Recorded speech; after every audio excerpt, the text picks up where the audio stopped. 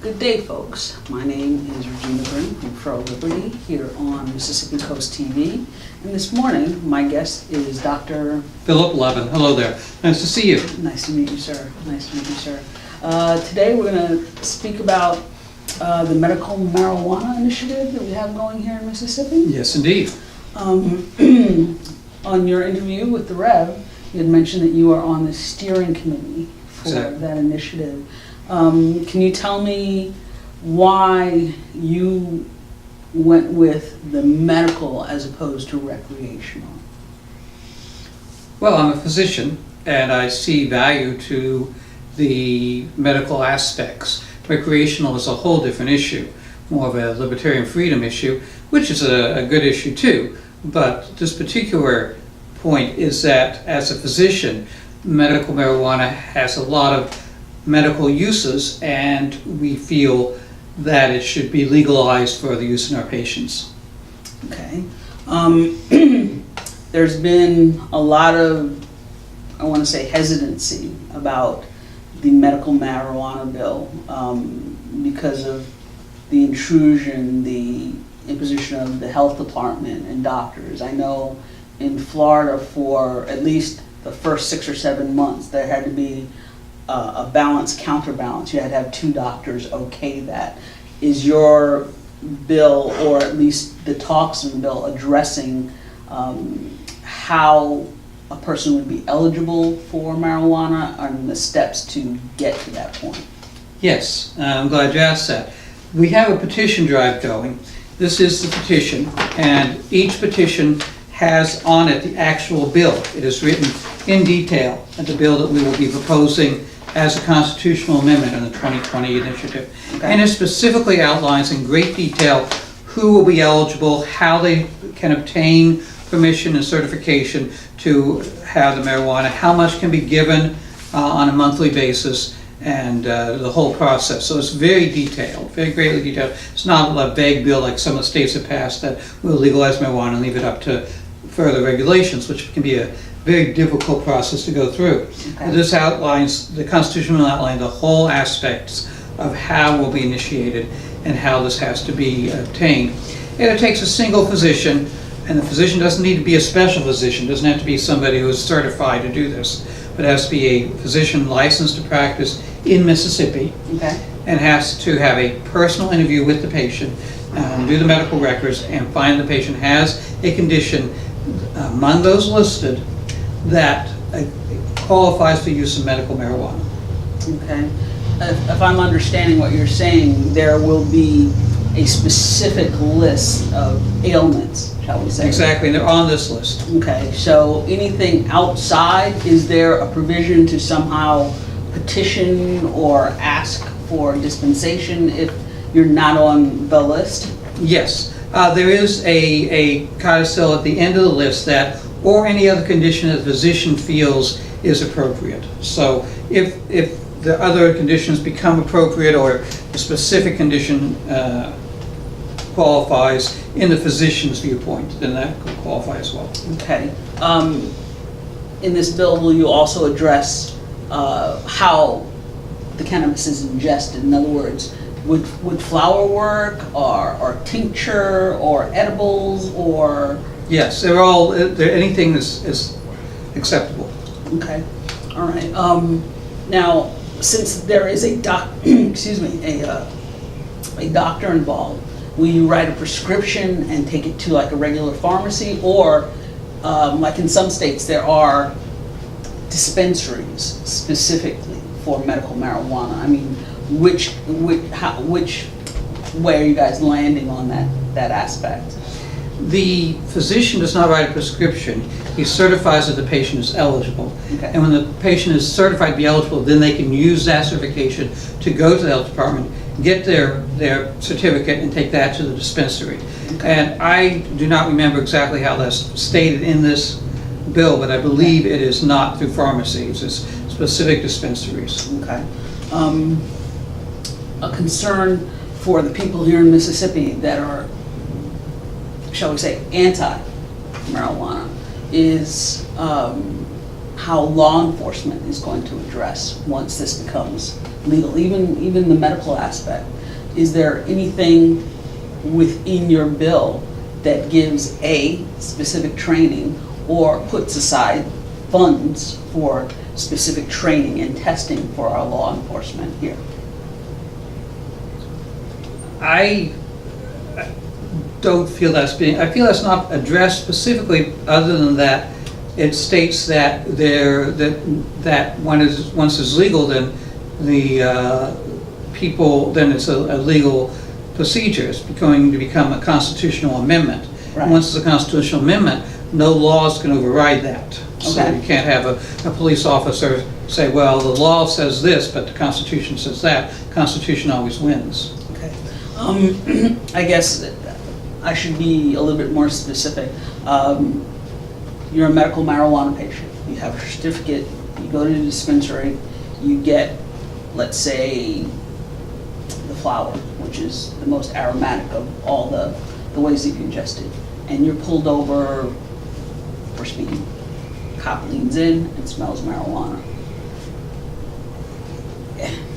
What are the steps for the policeman then? Is this addressed, or are we just kind of depending on department to department, or kind of hoping for the best on this? Well, I guess I'm not quite clear why you would think there would be an issue.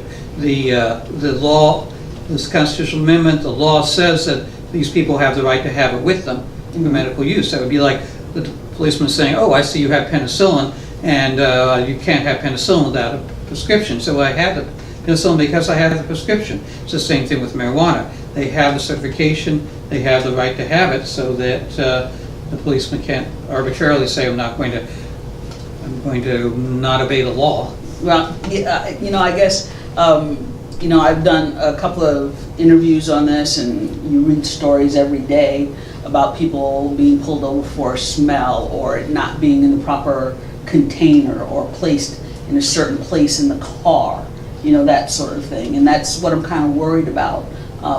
In Florida, if you, and it's not exactly the same, if you're a concealed carry person, or you have a gun, the gun must be placed where it is not within reach of the driver. It must be in a special container.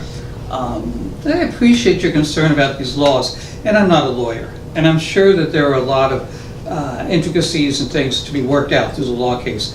I'm a doctor, and I think maybe we could focus more on the medical aspects. Okay. For a very long time, even our Attorney General said that there was no medical benefit to cannabis. I guess I would like to ask you a more personal question. Was there a moment or an epiphany that you went, maybe I'll do my little research and find out? Because if you remember, the American Medical Association for a very long time carried the same position. So, what for you personally was the change? I would not say there was an epiphany. It's true that all medical opinions change over time as more research develops. So we feel that, for example, it wasn't that long ago that it was felt that everybody's pain should be addressed with enough opiates to reduce their pains, and then we found out, no, that was not a good course of action. There was a time not that long ago when we felt that women would benefit from hormonal therapy to reduce atherosclerosis, but further research showed no, it actually was harmful. So the same thing has been true with marijuana. In the 1970 law that stated that all marijuana products should be class 1, that they are highly addictive and have no medical benefit, has been proven to be, both those false statements have been proven to be false. It is not addictive, and there are a lot of proven medical benefits. So as research has progressed, we found more and more reasons. There may have been no obvious reasons initially, but then research showed, well, this really works for multiple sclerosis. Oh, it really works for this kind of seizure. So, it really works for post-traumatic stress disorder. So over time, we found that the cannabinoids work. Also has made a big difference in the 1980s when the cannabinoid receptors in the body and the brain were discovered. So we say, hey, this is something which clearly has effects, positive effects on the body.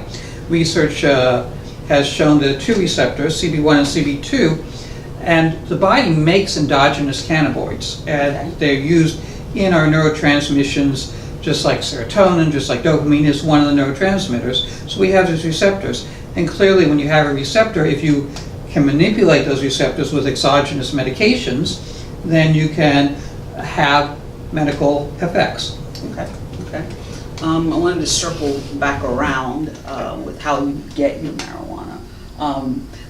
Your bill, I'm assuming, only addresses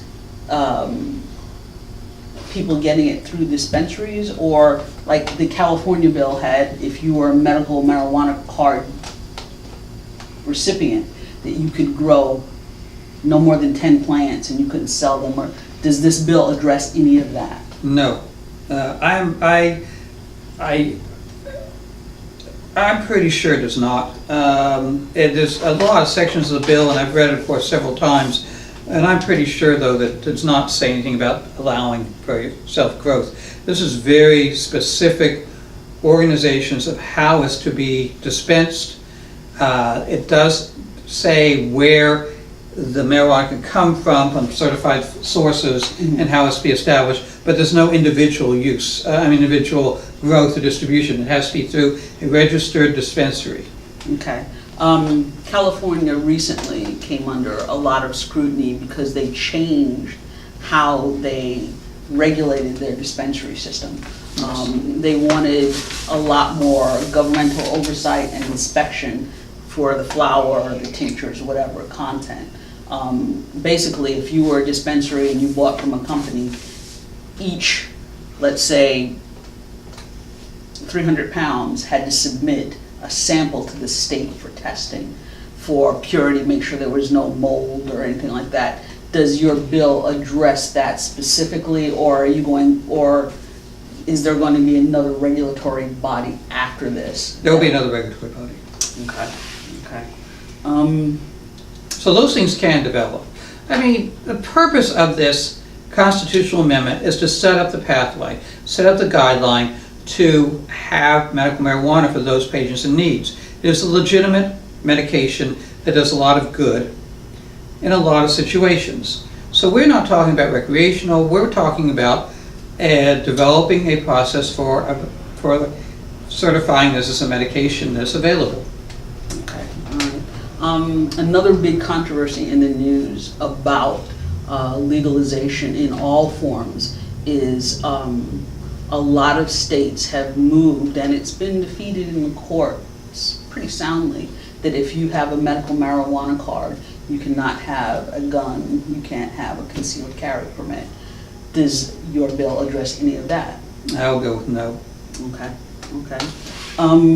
I guess I'd like to ask a little bit more about the process. Once you submit this, is there a period of public hearings, or people can come and address before it's voted on, or what's the process once you submit all this paperwork?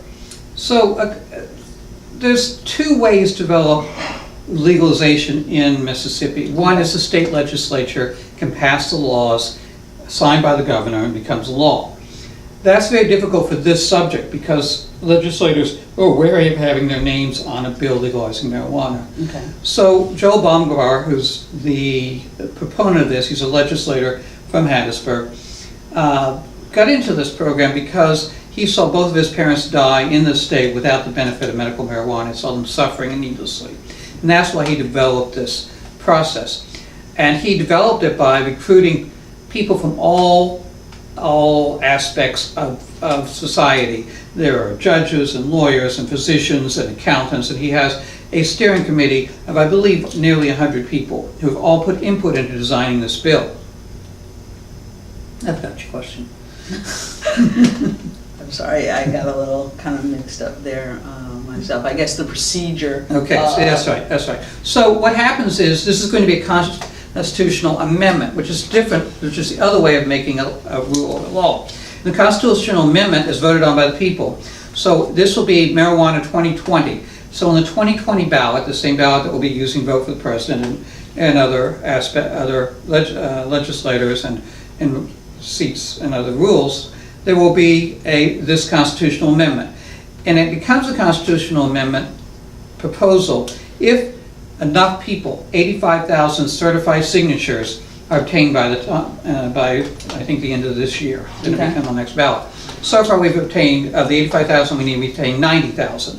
So we have enough Okay. signatures. All right. But to be sure that there's enough, they'd like to have a 50% bumper, because sometimes somebody signs more than one certificate. You know, they say, oh yeah, I'll sign this, oh yeah, I'll sign it over here. Or they find somebody who's not eligible for whatever reason. Now, those signatures, are they, as we speak now, are they certified signatures? No, those are just collective signatures. Okay, all right. Because as you know, the recreational petition was defeated for lack of signatures. Now, it was stated in a couple of our interviews that there was over 15,000 signatures collected. However, once the certification process, which as you know in Mississippi is pretty stringent, started, they had about 3,000. Exactly, that's why we want a 50% margin. So even though we've collected 90,000 of the 85,000 we need, Okay. we're going to go on to we have 150,000 Okay. to make sure that we have enough signatures. And so once you have enough signatures and it's certified that you have enough signatures, then it goes on the ballot. Surveys have shown roughly 65% of Mississippians support the use of medical marijuana, legalization of medical marijuana. Okay. So it's most likely will pass on the 2020 ballot. And once the constitutional amendment is passed, then it becomes the law of the state. So the public hearings aren't necessary or will have any effect on that. Okay. I don't, probably not addressed here and the steering committee.